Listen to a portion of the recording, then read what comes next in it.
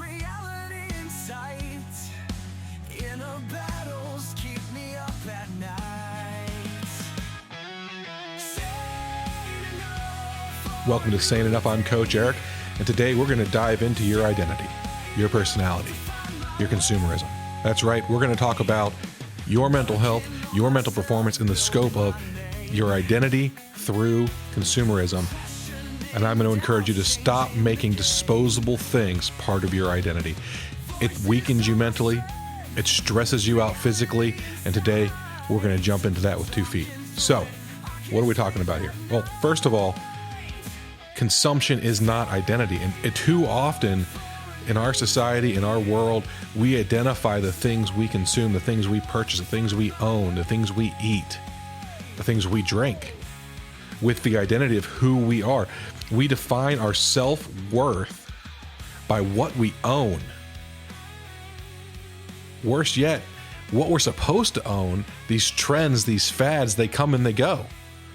Maybe it's because your favorite athlete or your favorite artist or your favorite politician or your favorite actress supports a specific product. Maybe they own the company. Maybe they're paid by the company.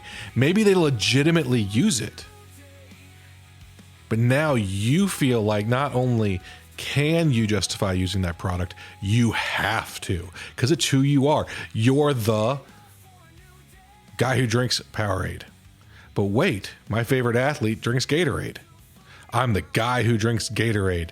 Well, Body Armor's really cool now, and Ricky, who's like the coolest dude on the entire team, he drinks Body Armor, so I am a Body Armor guy. And that's a few dollar purchase. Now ramp that up. I'm a Chevy guy. I'm a Ford guy. I'm a Cadillac guy. I'm a Mercedes-Benz guy. Man, I have got to get me a Bugatti. Consumerism doesn't just happen on a small scale. It levels up and levels up and levels up. And it becomes a key part of who and what you identify yourself with. It's just part of our hyper-consumerist society. And it's easy to fall into the trap. I mean, we believe that because we own something, that something is a reflection of who we are. Maybe not owning it is a reflection of who we are.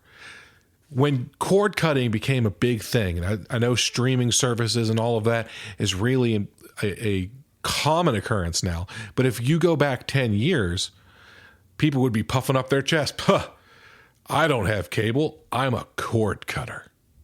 It became important to them. Well, now you look around and you start adding up your bill and you've got all these streaming services. And hey, I've got lots of streaming services too. But when I add it up, I'm not saving that much money over what I had been paying for cable back in the day. Now, I don't know what cable costs right now. It's something I need to look into. That's a personal weakness because part of who I am, I've been cord cutting since Netflix sent DVDs. Now, that was an economic need for me. We had made a decision. We looked at our cable bill and went, hey, this isn't something we can afford anymore. And we got rid of it. But we were able to afford Netflix mailing us DVDs. And so we'd have a couple DVDs at a time. And with everything else we were doing between work and having a young family and for PBS, it was enough, right? But now my identity is I'm a cord cutter. Not because I thought it was cool, but because of necessity. But it's part of my reality, right? But if I've got 5, 6, 7, 8 services and they're all 10 to 15, maybe even $20 a piece, you can see how all of a sudden I am a consumer that is spending the same amount of money that I would have been spending on a very convenient product like cable for the right to have a less convenient product in streaming services. Now, there's a lot of pros and cons of streaming services, and I'm not here to market for either side. We've stuck with the streaming services, so we like on demand, and it's what we're comfortable with and we know now, right? But what if cable was to come to my door and say, hey, Coach Eric, we're going to give you the max package. It's usually $200 a month. We're going to give it to you for $25 a month. Would I be willing to put away my identity as a cord cutter and accept that? Probably, because it's not that important to me.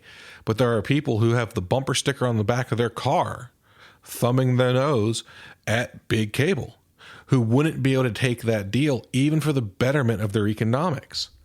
because you're measuring your value. You're measuring your status by what you purchase, where you spend your money, and what you consume. And what ends up happening is you have to start chasing it. We've all heard of keeping up with the Joneses, right? Well, it's a real trend in society where people look at what other people have as something they need to have. And so they start looking for the latest, the greatest. One of the examples I can use right now that's really, really personal in my family because it's affecting my kids is cell phones. Cell phones. We are an Android family. We've had Apple products. We have an iPad. We've had iPhones over the years on and off, but we use Google Fi and we have Android phones. Now that's not cool. I know that's not cool, but it's what we do. It's what we've done. It's what we've done for years. And we're comfortable with it. The bill is right. The technology is right. It accomplishes the things we need it to accomplish. And we really like the product, right? Well, text messaging and group messaging in particular with the iPhone community is a whole big deal. And if you don't know what the big deal is, when we're done with this today, go Google it and find out all about it. But the bubbles change colors and people don't want to add things.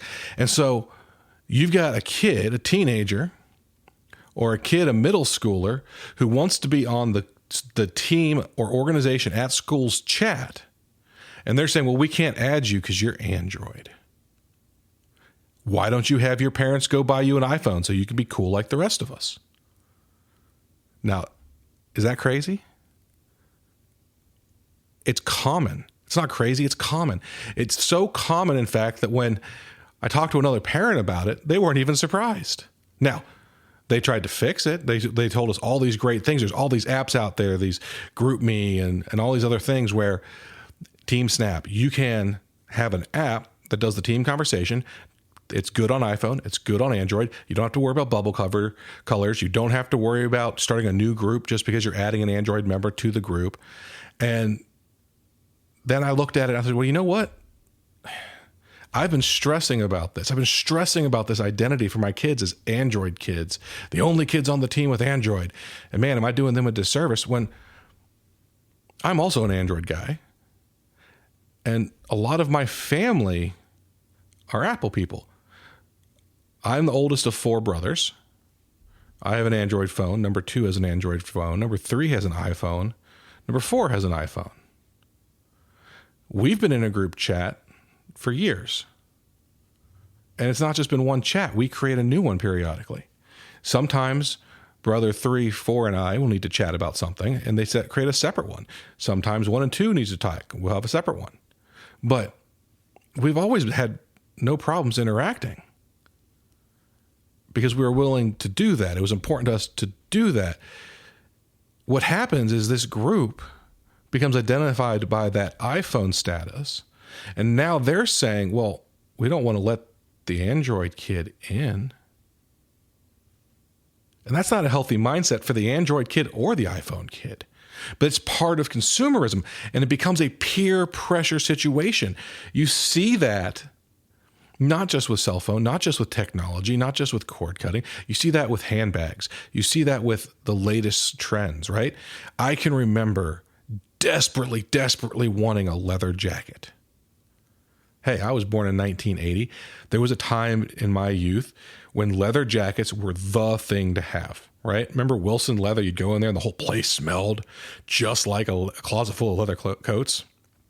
I mean, and they had leather everything, leather pants, leather chaps, leather brassieres, leather shirts, leather jackets, and leather gloves. You're looking around, you're like, yeah, leather, I'm a man.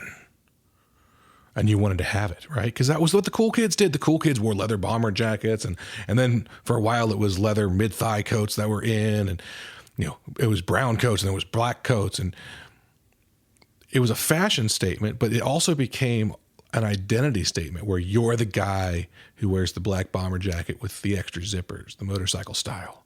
Or you're the guy who's got the short trench, right?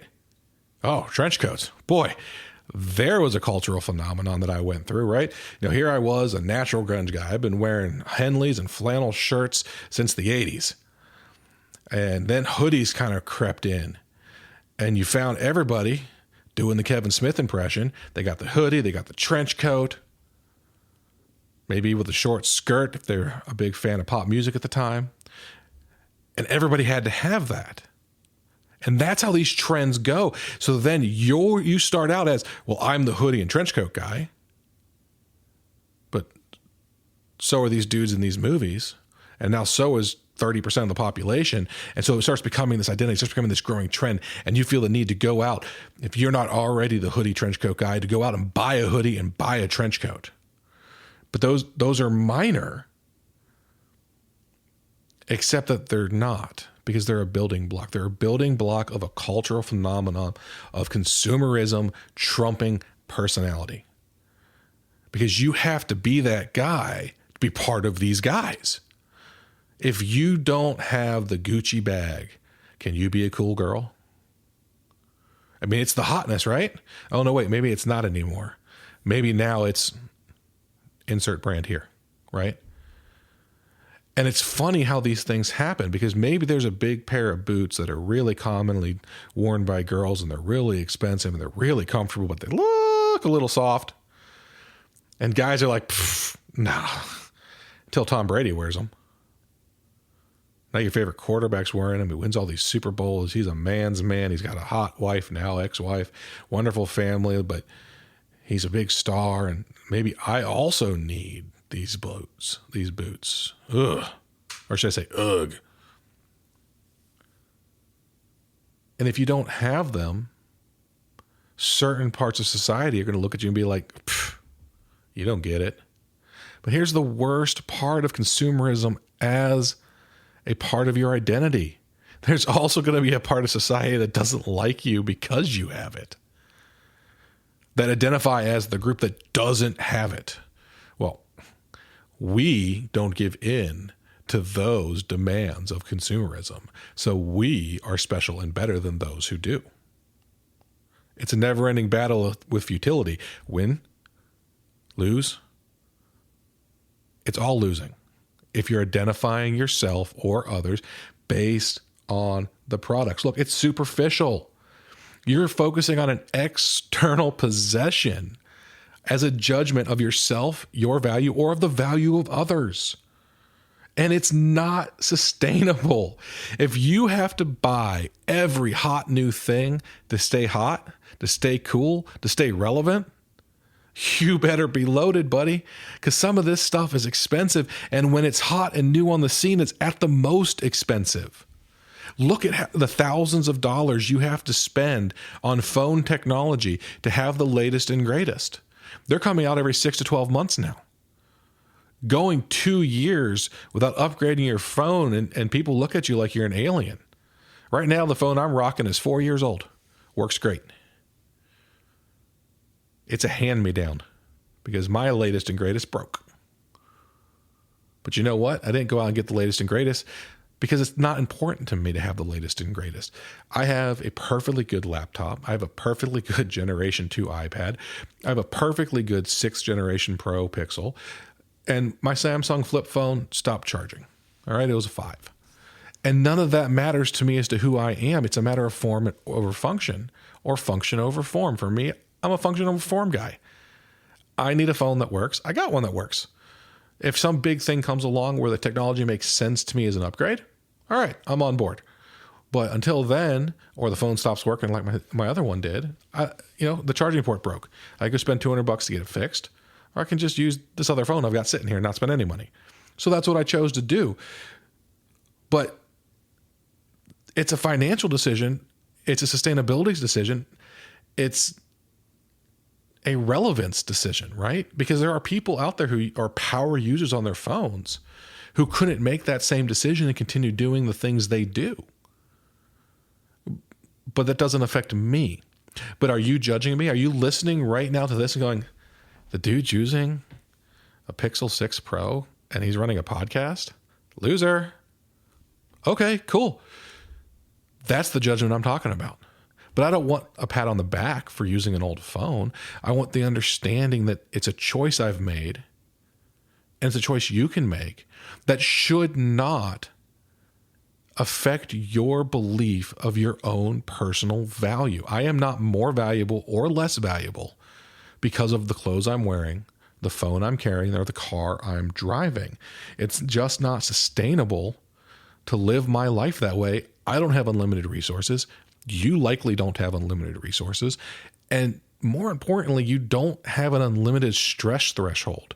When you're constantly chasing the next thing and looking over your shoulder, that is so much stress. And what we know in mental performance is that stress breaks you down. It makes you make mistakes. It makes you make fast decisions without having a full grasp of the situation. It makes you make slow decisions because you're overwrought trying to find the right answer, and paralysis by analysis. Stress negatively affects you across the board.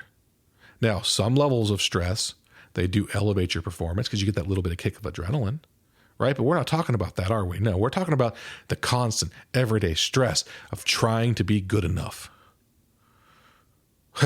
That's a topic for another day. We'll get to good enough. But for today, we're going to stick with disposable identity. So what do we do with consumerism? How do we get out of this mess? Well, first of all, you've got to recognize that you're in a mess, okay? If you're hoarding every latest and greatest tactic, every latest and greatest technology, every latest and greatest shirt, every latest and greatest shoe, if you've got a closet with 400 pairs of shoes in it, but you're struggling to pay your rent this week, that's something you need to evaluate. If you've got 400 pairs of shoes in it and it's not financially affecting you, then we can move on from that topic in your situation. But even if you can't afford it, are you the Nike Air guy? Are you? Let's be honest, are you? Because if you are, have you tried on a pair of Adidas? How about some Echoes? They are really comfortable. Have you been willing to branch out and try other things when there might be something out there that fits you better?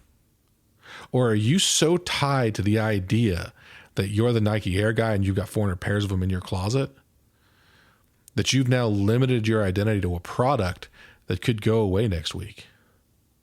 Now, we all know Nike wants to make profits, so the likelihood that they shutter a shoe that is just continuing to outsell its original release year after year after year, it's not likely. But we all know the Disney Vault exists, right? They take movies that we want to watch and see and they shove them away for a while to drive up interest. Tomorrow, Nike may decide all these things that are based on that Air Force One shoe, gone. We're going to wait 3 years and we're going to roll them back out there. We're going to put 25% higher, 30% higher price tag on them. And people are going to be clawing themselves trying to get to it, right? Climbing over each other, stampeding stores, double clicking the mouse so many times it breaks. Because that's their job, right? That's their job. So you need to be aware of that. You need to be aware that they've convinced you that your favorite person eats at this fast food restaurant. Now, you've seen that person, and they are svelte. They aren't spending a lot of days under the golden arches, right? They aren't drinking things from a red can over and over and over again. They don't find a quick sugar kick to satisfy. If they did, they wouldn't be performing at the top of the game and looking like that. But they've convinced you of that. And since you want to identify with that person, they've convinced you to consume their product over and over and over again. So you need to identify that. You need to be able to look at an advertisement and go, wait. They're trying to sell me that. You can still buy it if you have the understanding that that's what's happening here. What you don't want to do is feel like you have to buy it. And that's a huge critical difference. Excuse me while I stumble on my words. It's a huge critical difference. Have to have it is an addiction and a need and an identity. Want to have it, that's recreational, right? Now, if we're talking about water, yeah, you need to have it. If we're talking about a new pair of tennis shoes, you probably don't need to have it because you probably have a perfectly good pair of shoes sitting under your bed. But you can have things you want. There's nothing wrong with that. There's a limit to how much you should have. But you shouldn't be identifying yourself as the person who doesn't buy things they want. So identity for consumerism hits you from both sides. Don't be the guy who has to have it. Don't be the girl who refuses to have it. Don't make your identity about what you did or did not buy, right? And you have to own that. You have to own the value of that. You have to know your economic status. You have to know your budget limits. You have to know what fits your foot. There are shoes I can't wear because of the shape of my foot. That's just reality. There are things I shouldn't wear today because of the weather. High of 40 today. I shouldn't be wearing rainbow sandals. Shouldn't be wearing sandals at all. We have to know the limitations. We have to know our values. We have to know our situation. And we have to embrace that. And the truth of the matter is, part of that is embracing things outside of products. You've got money to spend, but are you putting it all into shoes? Are you putting it all into wallets? Are you putting it all into video games and limiting your experience budget? Now, I know you're going to say, well, video games are an experience. That's true. They are. And I'm not saying don't play them. But are you not able to go out to dinner with friends because you have a backlog of 20 video games you haven't gotten to yet? And it's not that you want to spend the time on those. It's that you've already allocated all of your entertainment dollars. And you keep buying more of them because you're the guy who always has the latest game. But by the time you get around to playing that game, instead of being $60, it's $30 at the store now. But you paid $60 for the right to own it 6 months ago, and you haven't touched it yet. Meanwhile, you've given up pizza dinner with your buddies every weekend since you bought it. And so that's where experience over things comes into play here. You could have gone hiking. You could have, hey, go 2 hours north of here and do a little spelunking. Cost some money in gas. Got to make sure you have the right shoes. Air Force Ones aren't the best thing to go spelunking in. But go check out the cavern. See the really cool colors of the rock formations hanging down from the ceiling. Get a little note about the history of it. Have a day with your friends. Hit a bar on the way home. Have some chicken wings and a beer. And all that money that you could have spent to have stuff, you've now spent to experience stuff. And that gives you perspective on how valuable it is to be identified as the person who owns every single first release of whatever it is you care about, right?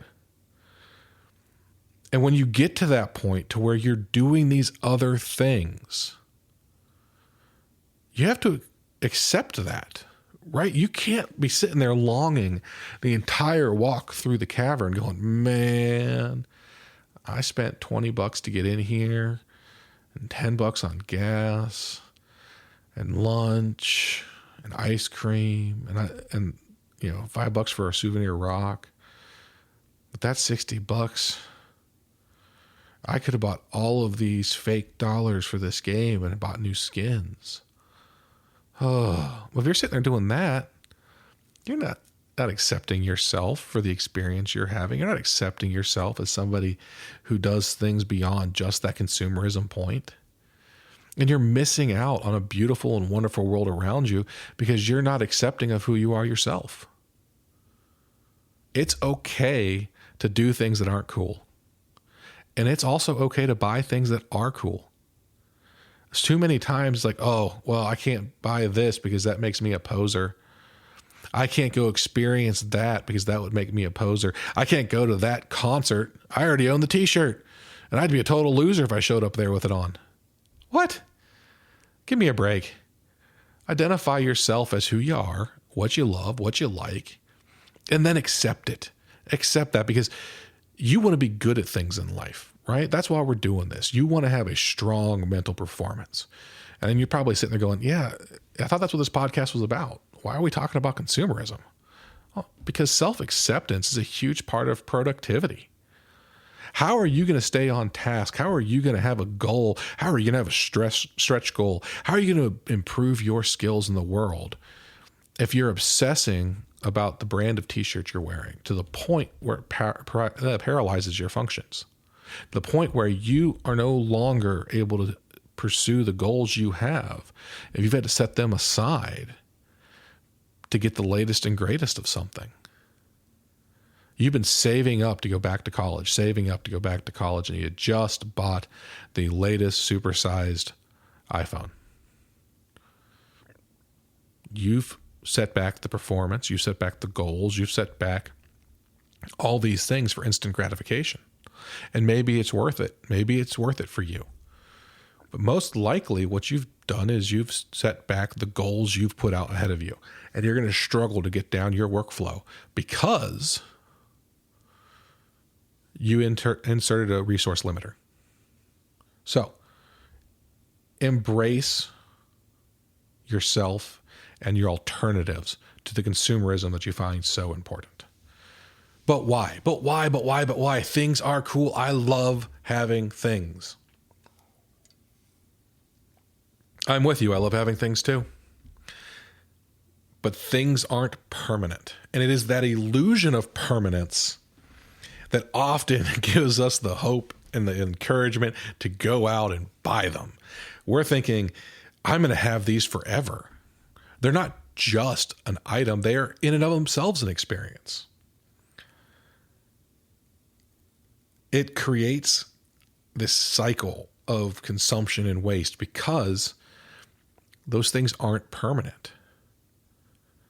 You buy them, you either wear them out, they become technologically obsolete, or you're afraid to use them, so they're stored in like new original packaging condition, and then you have to go out and get something else to be able to use it.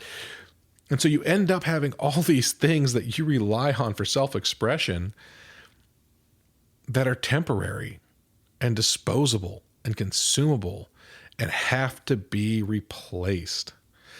And what ends up happening is you have overconsumption, right? Well, I just got these 4 pairs of brand new shoes.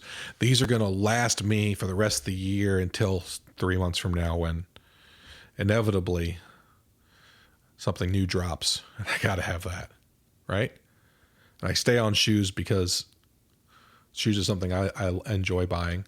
And shoes are something that you have such a massive wide price range for the same items, for things that can do the same job. You can go up to the outlet mall and save a great deal of money on 2 years ago's model, or you can get the latest drop. And as long as they're comfortable and they do the job and they fit, they can accomplish the task they're meant for. But if what you want to do is have the hotness, you can spend hundreds, thousands of dollars to do that and accomplish a task that could have been done with a $40 pair of shoes. And that doesn't mean you should only wear $40 pairs of shoes. Treat yourself sometimes. Go out there and get that shoe you really want. But there is something that is easily identifiable for everybody on that topic. And what's funny about shoes is that, like cell phones, like computers, like video games, they actually become obsolete in and of themselves. As a consumer item, this year's purse is last year's purse next year. Think about that. You go out, spend top dollar on the hottest purse, and if somebody else does that also, and you show up at lunch and you both have it, you're both disappointed. You're both disappointed. You just obsoleted each other because that purse is no longer the hotness. Why? Because you both have it. So it's not unique and special anymore. And you both spent top dollar on it. And worse yet, 6 months from now, when the next one drops, that purse, even if you're the only one you know who owns it, now you're thinking, well, this is old, but it's made of leather. It's stitched really well. It hardly shows any wear at all, and it fits your wallet perfectly. Never mind that you have to replace that also now because that's now also 6 months old. And so now this thing you loved is disappointing. It's disappointing to you. What happens when it's disappointing? Well, now you feel the need to replace it because your identity is you have awesome purses. So you can't let that disappointment sink in on an item that you splurged on, that you were feeling so good about, because if you do, now you're back into that cycle. And whether it's financial limitations, because you may not have those, whether it's social limitations, it's what everybody else around you has. Maybe it's an ecological issue right? Depending on your stance on the criticalness of waste, you may want to look at this as an environmental concern. What are you doing with all of those purses? Think about all of the waste material that goes into generating purse after purse after purse so that you can pile them up in the closet.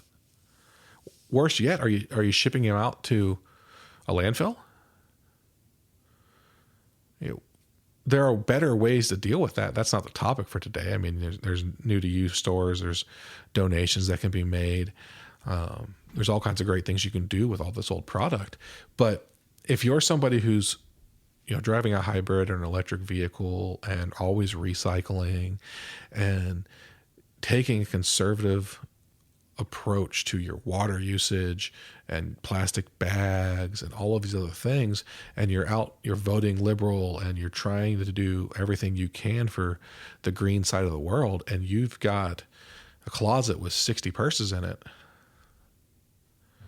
you need to evaluate that part of your identity, because now you've created a conflict where I'm the environmental person and I'm the purse person, right?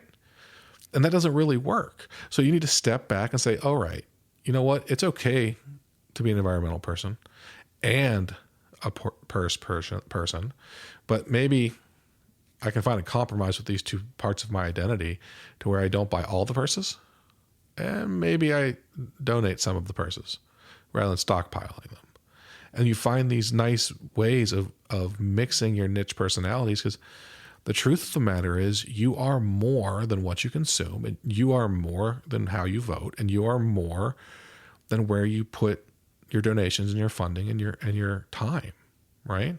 And if you don't do any of those things, if you're a hardcore conservative and you've got land to hunt on and you got dogs to run and you've got a pickup truck that rivals my 7.3 diesel, maybe then your identity makes you look at that person's identity and go, electric car, what a loser. Don't they know that strip mining and da-da-da-da-da-da-da? You know what? I own an electric car. I own a diesel truck. Neither one of those things are my identity. They both serve a very specific purpose. But can you accept that in your own identities when you have conflicting things? And that's important. And when it comes to things like environmental damage, when it comes to the negative side of what our consumerism does out in the world, one of the things you have to do is you have to educate yourself on these things. You need to know the reality of the life cycle of your product. If you really, really care about that topic and it's going to be an issue for you and part of how you're going to handle this, you need to actually go out and learn about it, right? And if you don't care about that waste cycle, right, at least know enough to identify the product cycle. And what I mean by that is cell phones come out every year. I'm going to use the Pixel cycle, okay? New Pixel phone, flagship phone, comes out every year. 6 months after its release, the Model A comes out. That's the reduced cost, lower performance model. But because it's 6 months after the flagship, it's a better performing model than they would have been able to put out as an economic model at the same time as the flagship. So it's closer to a flagship phone than that model year's economic phone from some of their competitors, right? So if you know that, and you know that every year you drop your phone and shatter the screen, it costs you $100 to get it fixed. So you go ahead and say, I'm going to start looking at always having the latest and greatest. And it's important to me to have the latest and greatest. And I want to do that before I spend money on a screen.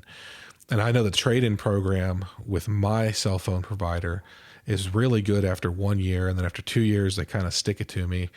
And after 3 years, it's all kind of evens out in the wash. So I either need to swap out my phone after 1 year or after 3 years. Hey, it doesn't have to be perfect, does it, guys? Treat it like a live show. You can look at that. And then you can also say, hey, you know what? So I'm going to spend the $50, $100 to get the screen fixed. And I'm going to hand that phone down to my son. I'm going to take it down to a donation box for women's shelters.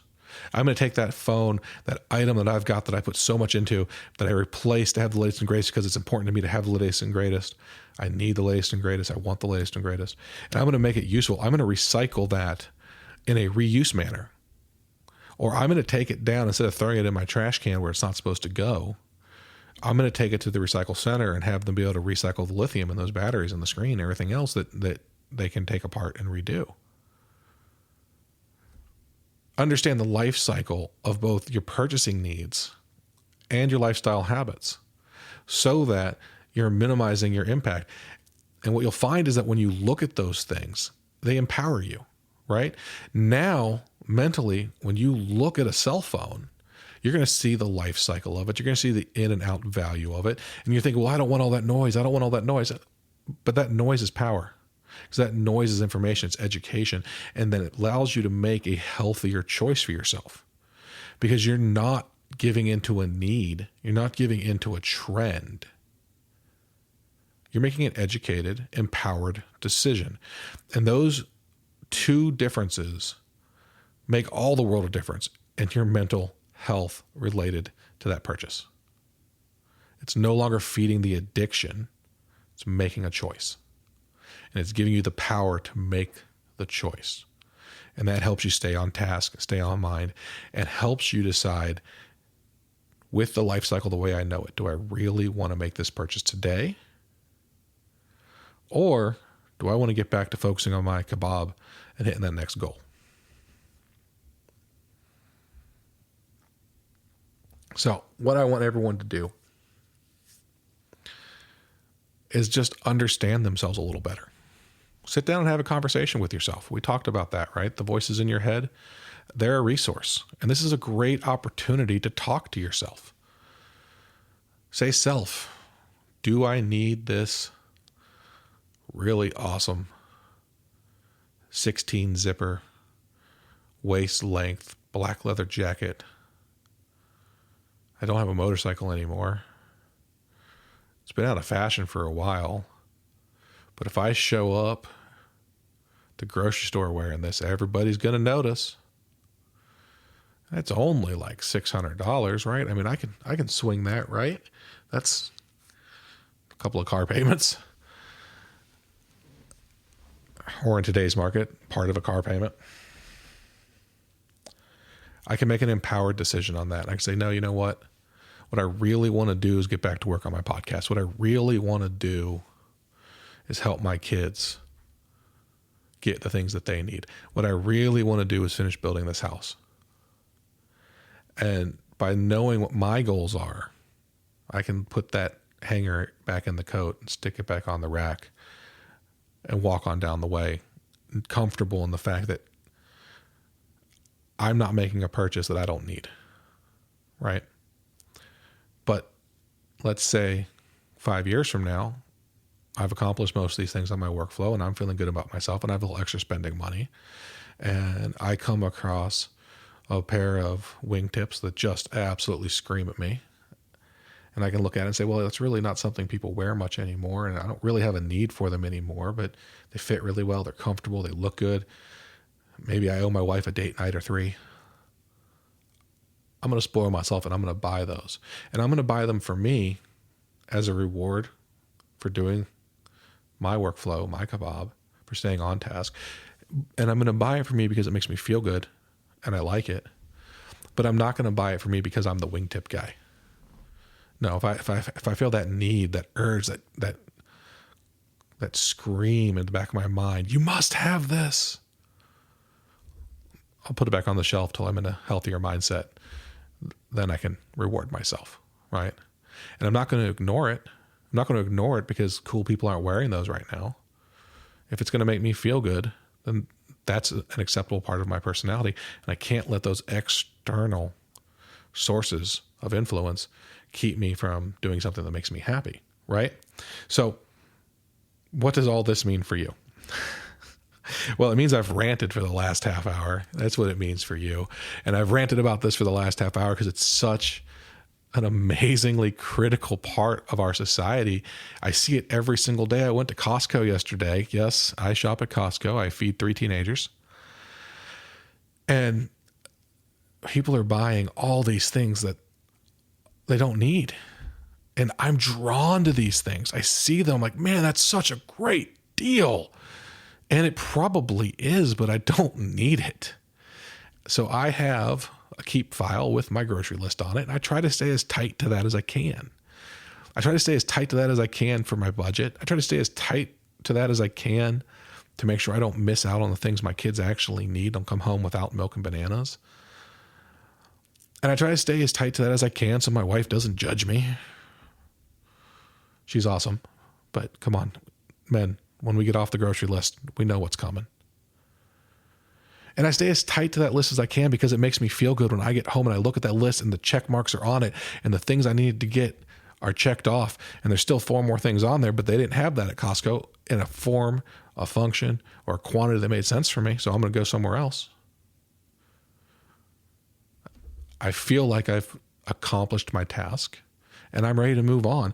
And I know that's small. I know that's a little thing. You're like, grocery lists. Come on, Coach Eric. Why are we talking about that nonsense? I thought we were talking about $1,000 cell phones and $50,000 cars and $500,000 cars and houses.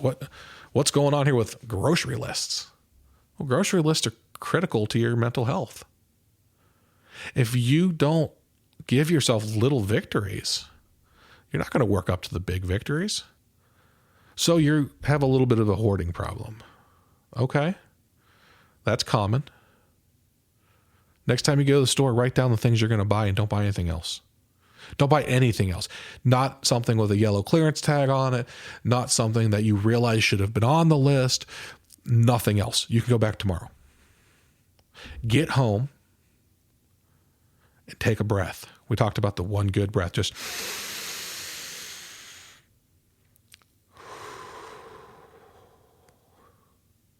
and know you did it. You went to the store and you only bought the 10 things you needed. That was it. Nothing more. You accomplished your goal. You set this little tiny goal and you accomplished it. And that little tiny goal was to take something that would have otherwise been a craving for you, which is saving money by buying things on yellow tag sales, or oh my goodness, I can't believe they had the cutest coffee mugs and I am the girl who has all the best coffee mugs. No, you left it there because that wasn't on your list. You were not there to buy a coffee mug, right? You did not need another vacuum insulated travel cup. Even though you've got 16 of them, everybody knows you've got the coolest, the latest, the greatest. You left it there on the shelf. Why? Because you had a goal today, and your goal today was to get just what's on your list. And that little tiny baby step makes a huge difference in your ability to accomplish bigger steps. And when you do that, don't be ashamed of it. Don't be ashamed of it. Sneak it into conversation. Hey, honey, I went and did the grocery shopping today. I bought 10 things.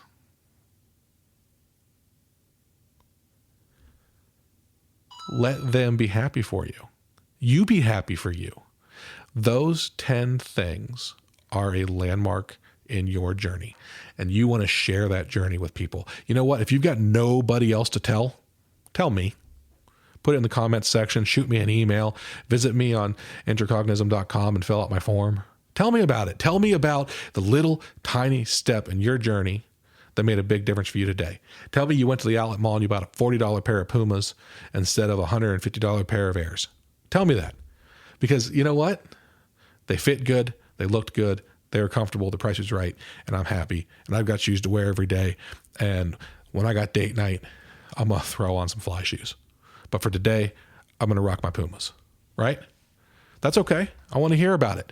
Tell me about your small steps. Tell the people you know about your small steps. And you know what? Demand the change. Demand the change in the world around you by demanding the change in you first. Because if you can't make this journey with me, how can you expect somebody else to do it? How can you expect big business to be responsible when the consumer is not responsible? How can you expect politicians to be responsible when the constituents are not responsible? How can you expect the world to change if you can't make a little change? Whew, that was a mouthful. And we're right there at 45 minutes, folks. So I am going to call it there. But I want to end with a positive. All right. You are more than what you consume. You are. And that's not a fat joke. That's a reality. You're more than what you consume. Your identity is not disposable. The things you buy are. For Sane Enough, I'm Coach Eric. Please stay tuned here as we'll have another motivational song. This one for a young lady who's fighting to keep herself on task, struggles with the ability to stay motivated and focused and improving herself, but she knows that is her goal. And so we've identified that and we've built out this song for her as a way to say, hey, right now I'm not there, but I'm getting there. Look out, world, I'm coming. So please stay tuned for Slay by Atomic Phonographs. Should be available to you on streaming here very shortly, along with all the rest of the songs that we do little by little. As I put them into the podcast, I'll throw them out there to the world as well. And I hope that they help you. Hope you find a song that works for you. And if you're looking for a custom song, get on our website, come visit us. We'll see if we can put one at the end of one of my podcasts specifically for you. So here comes Slay, and thank you for listening. Woke up late, hair's a mess. Whoa, moving slow, barely time to dress. Whoa, cup of joe, black as night. Whoa, every morning is a fight. Whoa, with grit in her soul and a spark in her eye. She doesn't feel ready, but she has to try. Breaking through, fire in her eyes so blue. Breaking the chains, shattering walls, kicking it hard, kicking it hard. Get ready, she's taking control. Time to unleash body and soul. Used to be quiet, used to be small. Whoa, doubts like chains holding her to the wall. Whoa, whispers of doubt dancing in her head. Whoa, now she's burning them instead. Whoa, wallflower hiding in the back. Head down, nervous laughter under attack. Hide that frown, tripping over words lost in her mind. But now she's one of a kind. She painted her dreams in colors so bright, turning shadows into light. Breaking through, fire in her eyes so blue. Breaking the chains, shattering walls, kicking it hard, kicking it hard. Get ready, she's taking control. Time to unleash body and soul. I took a hit, I've got grit. Whoa, no longer a spark, now a flame. Whoa, blazing through the night, I'm a phoenix in flight. I found my voice, I made my choice. Whoa, whoa, whoa.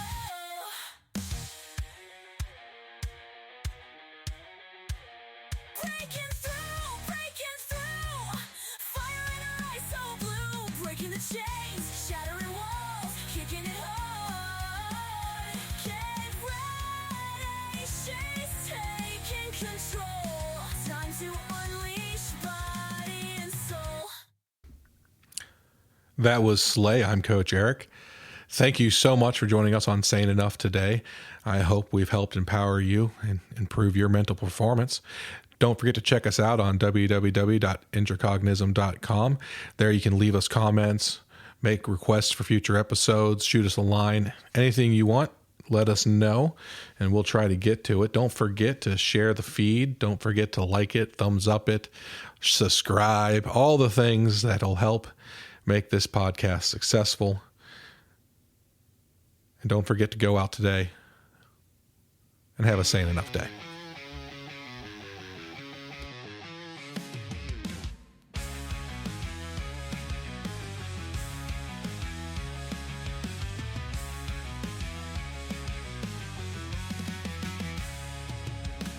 Voices in my mind, they call my name, whispering doubts, losing the game.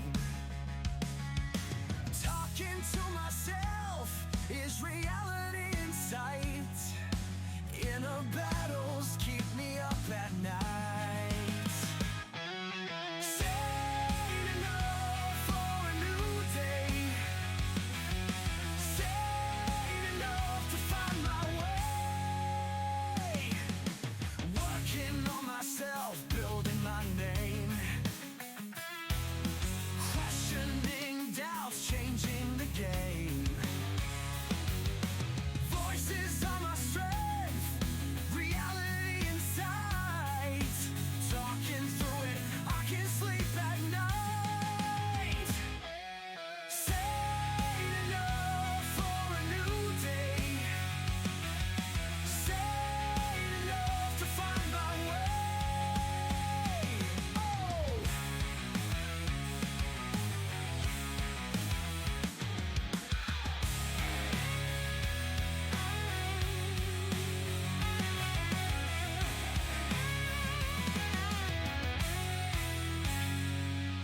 Sane enough for a new day.